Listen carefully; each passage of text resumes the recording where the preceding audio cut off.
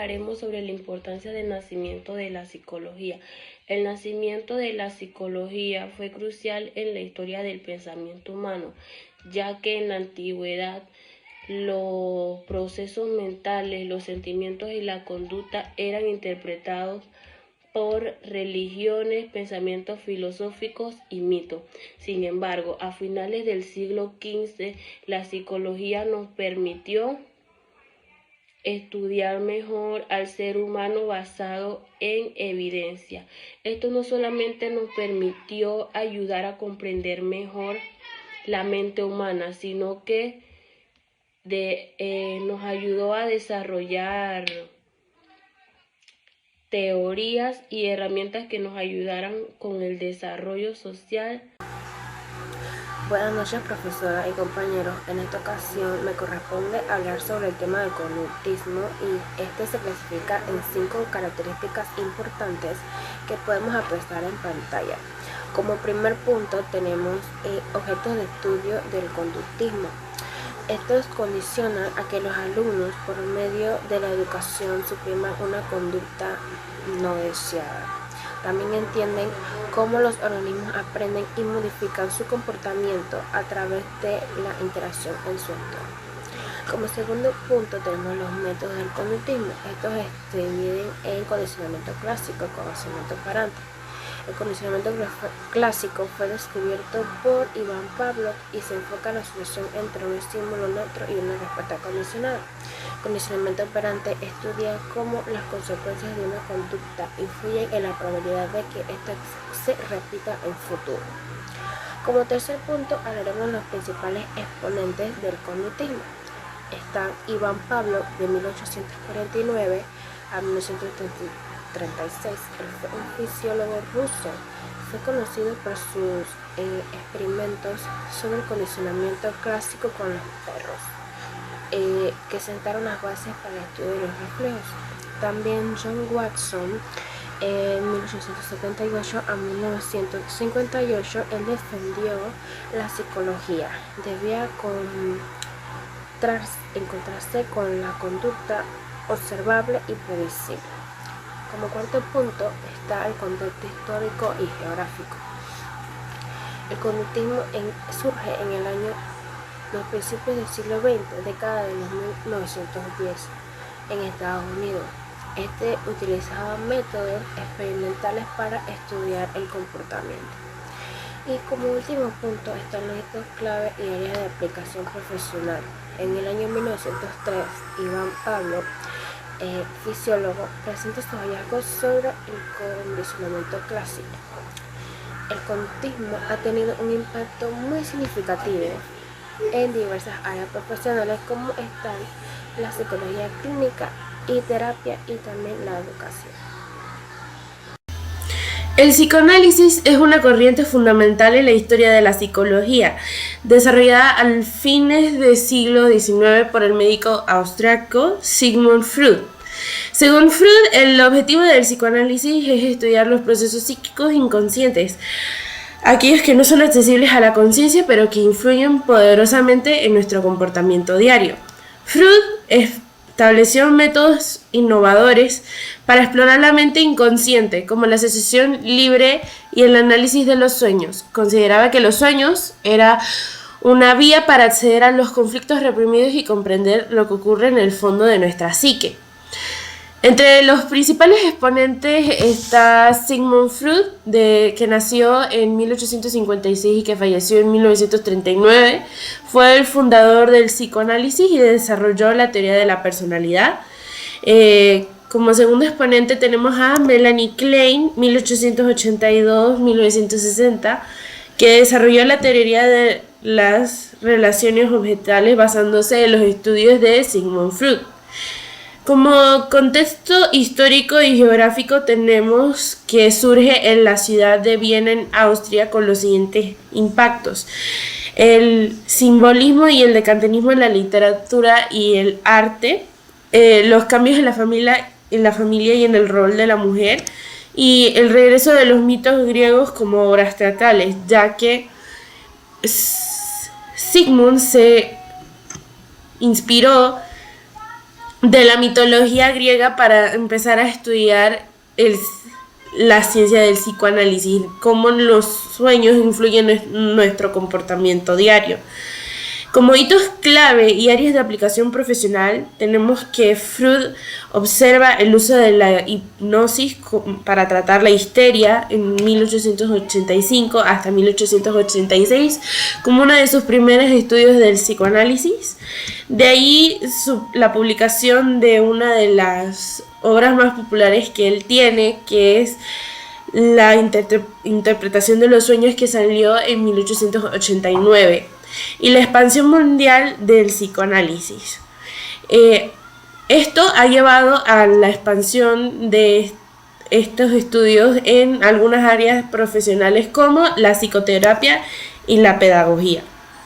Psicología cognitiva, objeto de estudio, busca descifrar los mecanismos internos como si tratáramos de ver directamente el software de nuestro cerebro, basándose menos en qué hacemos y más en cómo lo hacemos.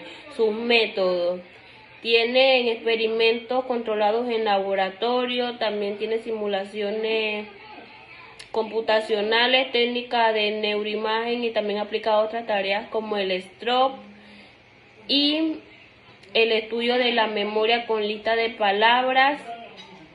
Y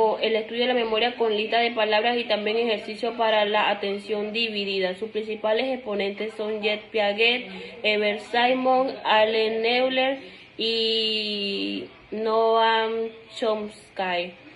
En su contexto histórico y geográfico, se inició en plena posguerra en el desarrollo tecnológico y informático, cuando la mente humana se entendió como un sistema que procesa la información similar a una computadora. Este paradigma tuvo el nombre de la evolución cognitiva y tuvo lugar en Estados Unidos y en Inglaterra occidental. Hitos y aplicación profesional. En 1957 Jorge Miller presentó su trabajo llamado memoria a corto plazo o capacidad limitada, también como el mágico 7. Y en 1967 fue publicado el libro de Neisser. Y la aplicación cognitiva no es solo una teoría, también tiene diferentes áreas profesionales donde se puede aplicar, como lo es la educación, la psicología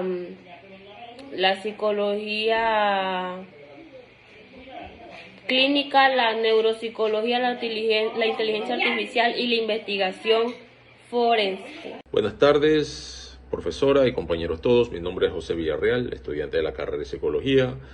En esta ocasión pues tengo a bien explicar o ampliar un poco la información referente a la psicología de Gestalt, cuyo objeto de estudio principal son los mecanismos mediante los cuales las personas organizan y estructuran la información sensorial. Sí, esta psicología se desarrolló en su contexto histórico geográfico en Alemania a principios del siglo XX, en un contexto industrializado, influenciada pues por filosofías como el idealismo y el empirismo, así como por los avances en la psicología experimental. ¿Sí? Entre sus principales gestores, ¿verdad?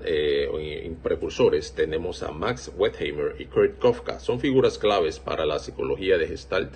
Wertheimer, uno de los fundadores, se centró en la percepción, especialmente en el movimiento y la continuidad visual, estableciendo principios fundamentales de esta disciplina, ¿verdad? Entonces, entre los métodos de estudio tenemos pues la figura de fondo. La figura de fondo estudia cómo las personas distinguen el contexto, el cual viene siendo el fondo, y la figura, el cual viene siendo el objeto. De ahí viene el nombre del método, ¿verdad? Va explorando cómo cada persona enfoca su atención en ciertos estímulos. O sea, imagínate, cada persona tiene o es proclive a enfocarse en algunos estímulos. Entonces es muy interesante ir adentrando en esta información. Entre los hitos más importantes, históricamente hablando, del desarrollo de esta psicología, tenemos la publicación de un artículo de Principles of Perceptual Organization, o Principios de la Organización Perceptual, en 1923 por el señor Kurt Kafka, en el cual se consideraron conceptos fundamentales como la figura de fondo, la ley de la proximidad y la ley de la similitud, conceptos que explican cómo los seres humanos agrupan estímulos sensoriales para darles sentido. Eso es todo por hoy, compañeros. Esperamos ampliar un poco más sobre esta información. Saludos. Como tercer y último punto estaremos hablando sobre la psicología humanística, igual clasificada en 5 puntos importantes. El primero de ellos es el objeto de estudio. Este se centra en la experiencia subjetiva del individuo, su libertad, su responsabilidad, búsqueda de sentido y propósito de la vida. Busca comprender al ser humano en su totalidad desde una perspectiva positiva que empatiza el crecimiento personal y la autorrealización. Como segundo punto, los métodos de la psicología humanística: escucha activa. Se aprecia aquí la atención y empatía. Muestra comprensión y experiencia del cliente.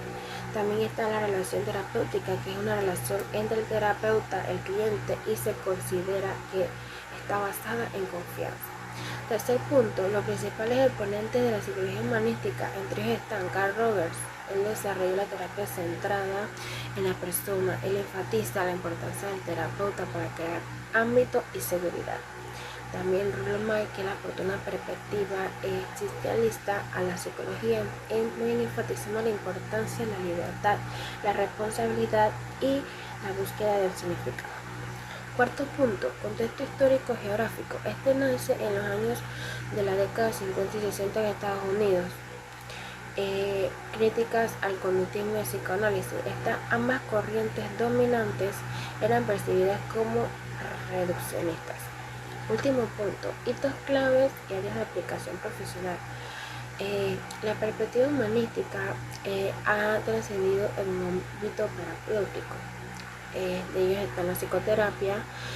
Esta informa prácticas de trabajo social que buscan empoderar las comunidades y a las personas, fomentando su autonomía de capacidad para un cambio. También en la educación, la psicología humanística ha dado origen al concepto de la educación humanística y se centra en el desarrollo de la imagen del estudiante.